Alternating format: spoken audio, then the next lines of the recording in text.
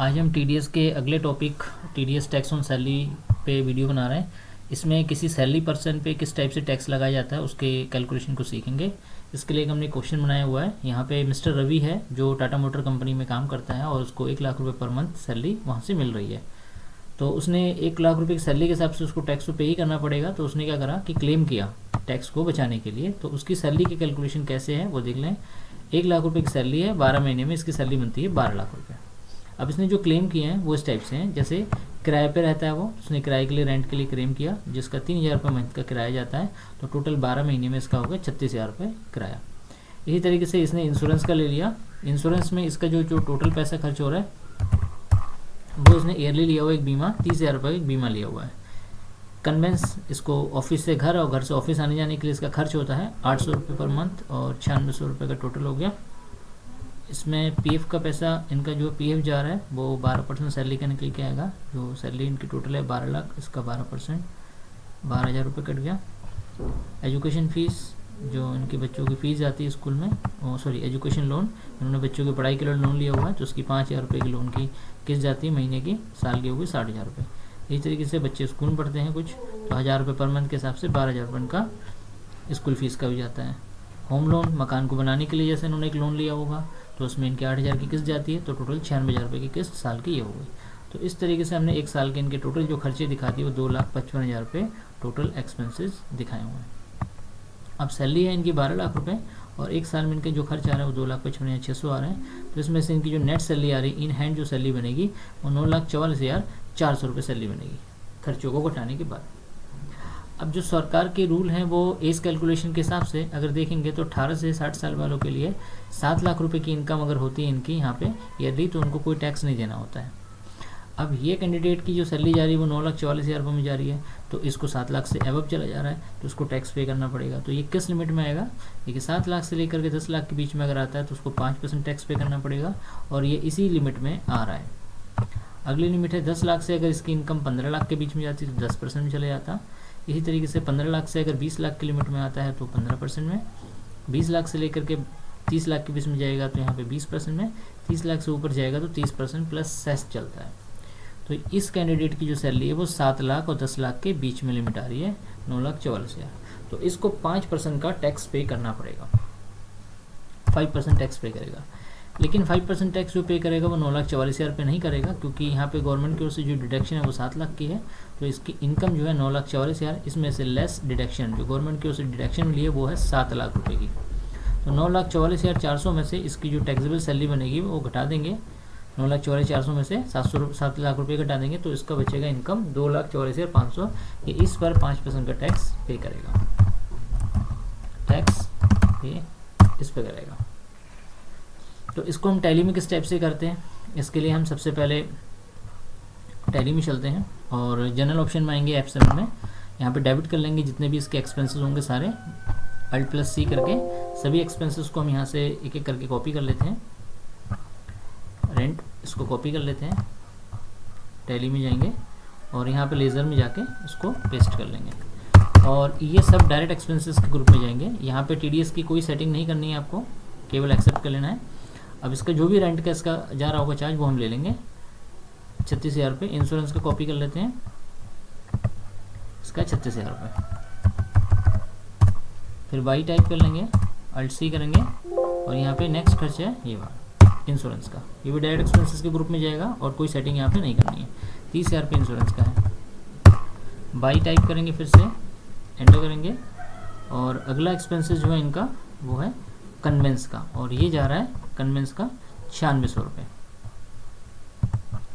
Alt+C convince, ये भी direct expenses 9600 रुपये इसका दे देंगे। इस तरीके से बाई Alt+C, पीएफ का जा रहा है डायरेक्ट एक्सपेंसेस, पीएफ का जो चार्ज है वो है इनका सैलरी का 12%, 12,000 रुपये।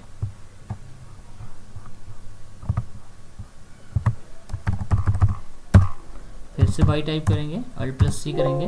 अगला इसका जो एक्सपेंसेस आएगा वो इसका एजुकेशन लोन का, इसका है 60,000 रुपये।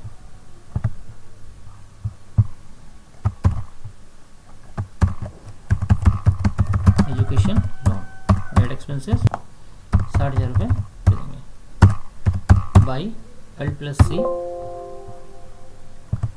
अगला टॉपिक लेंगे स्कूल फीस, 12,000 रुपये साल में जा रही है।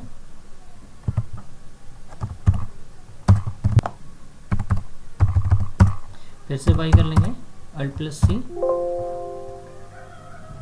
अगला है इसका होम लोन। होम लोन में खर्च कर रहा है 96,000 रुपये साल का होम लोन, डायरेक्ट एक्सपेंसेस 96,000 रुपये साल का। तो इसके जो टोटल खर्चे आए हैं वो 2,55,600 रुपये के खर्चे आ गए। बाकी का जो बनेगा, जो कैश आएगा, वो कैश पेमेंट में इसका आ जाएगा। अब यहाँ पर कैश पेमेंट शो नहीं कर रहा है, कैश का लेजर शो नहीं कर रहा है। तो जब इस कंडीशन में रहते हैं कि कैश शो नहीं करता है, तो आपको यहाँ पे F12 को प्रेस करना है और एक ऑप्शन आएगा यहाँ पे allow cash accounts in general, ये नो रखा हुआ है, इसको यस करेंगे और उसको सेव करेंगे। अब आपको कैश यहाँ पे शो कर देगा, एंटर करेंगे और यहाँ पे आपको टाइप करना है कि इसकी जो 12 लाख रुपए सैलरी है उसमें से 2,55,600 घटाने के बाद जो बचेंगे वो आपको यहाँ पे लिखना है। ये हमने यहाँ पे कैलकुलेट किया हुआ है। तो इसकी सैलरी थी 12 लाख रुपये, 2,55,600 रुपये इसके खर्च हो रहे हैं, तो टोटल जो बच रहा है वो 9,44,400 रुपये इसकी इन हैंड सैलरी बनेगी। 9,44,400 वो यहाँ पे आपको टाइप करना है, 9,44,400। इस टाइप से इसकी सैलरी यहाँ पे 12 लाख रुपए बन जाएगी। अब क्रेडिट में यानी 2 में हम टाइप करेंगे Alt+C करके salary of mister Ravi sundry, sorry ये डायरेक्ट एक्सपेंसेस का पार्ट है, और यहाँ पर हम TDS को एप्लीकेबल करेंगे। यहाँ पे लेंगे एक न्यू कैटेगरी और यहाँ पे हम टाइप करेंगे TDS टैक्स ऑन सैलरी। यहाँ पे सेक्शन टाइप करेंगे 206C और रेट यहाँ पे आ रहा है वो 5% में। एक बार इसको मैं चेक करा देता हूँ। ये जो है 7 लाख से 10 लाख के बीच में आ रहा है, तो 5% के चार्ज में जाएगा। तो यहाँ पर हम 5% टाइप करेंगे, एक्सेप्ट कर लेंगे और इसको सेव कर लेंगे। अब इसकी जो सैलरी इन हैंड बन रही है वो 9,44,000 रुपये बन रही है और इसमें से 7 लाख रुपये लेस करने हैं, इसको सेव करेंगे। अगले पार्ट में सैलरी ऑफ रवि को डेबिट करेंगे और सैलरी तो इसकी 12 लाख रुपए है, लेकिन हमें यहाँ पे टाइप करना है इसकी वो सैलरी जिस पर टैक्स चार्ज होगा। तो इसकी जो सैलरी बनी है जिस पर टैक्स चार्ज होगा वो बनेगा 2,44,400 रुपये, क्योंकि 9,44,400 में से 7 लाख रुपये लेस हो जाने हैं, 2,44,400 रुपये डेबिट हो जाने हैं। तो यहाँ पर हम 2,44,400 रुपये टाइप करेंगे। यहाँ पे हम सैलरी रवि को दे रहे हैं, तो अब यहाँ पे हम अपने एम्प्लॉय का नेम बनाएंगे। एम्प्लॉय का नेम है रवि सन्ड्री डेबिटर्स क्रेडिटर्स, क्योंकि इसको पे कर रहे हैं। यहाँ पे TDS टाइप को यस करेंगे और रवि को हम बॉडी ऑफ इंडिविजुअल में सेलेक्ट करेंगे। यहाँ पे पैन कार्ड देना ज़रूरी है, क्योंकि अगर आप पैन कार्ड यानी रवि अगर पैन कार्ड कंपनी को प्रोवाइड नहीं करते हैं तो इस कंडीशन में इसका टैक्स का रेट बढ़ जाता है। तो यहाँ पे इनका हम पैन कार्ड टाइप करेंगे, जो भी इनको पैन कार्ड दिया गया है, और इसको हम सेव करेंगे। तो यहाँ पर इसका 2,44,400 में से 2,32,180 रुपये टैक्स को काटने के बाद दिया जाएगा। एक्सेप्ट करेंगे। इनका जो टैक्स अमाउंट है 12,220 रुपये ईयरली चार्ज होगा। इसके बाद यहाँ पे Alt+C करके लेजर बनाएंगे TDS tax on salary, sorry duties and taxes, types of tax में TDS tax on salary, except. तो इस तरीके से हमने सैलरी पर टैक्स को कैसे कैलकुलेट करते हैं इस वीडियो में समझ लिया। तो TDS के सारे टॉपिक्स मैंने अब तक इसमें सारे बताए हुए हैं। अगर आपको इसमें भी किसी तरीके का डाउट हो रहा है तो पिछले टॉपिक जो स्टार्टिंग के टॉपिक बताए हुए हैं उनको एक बार देखें, उससे क्लियर होगा। अब हम अगले वीडियो में अगला कुछ नया टॉपिक लेके आएंगे और TDS के कोई नया टॉपिक्स अगर आते हैं तो मैं उसमें ज़रूर जोड़ूंगा। तो ये टॉपिक यहाँ पे फ़िलहाल ये फिनिश हो गया।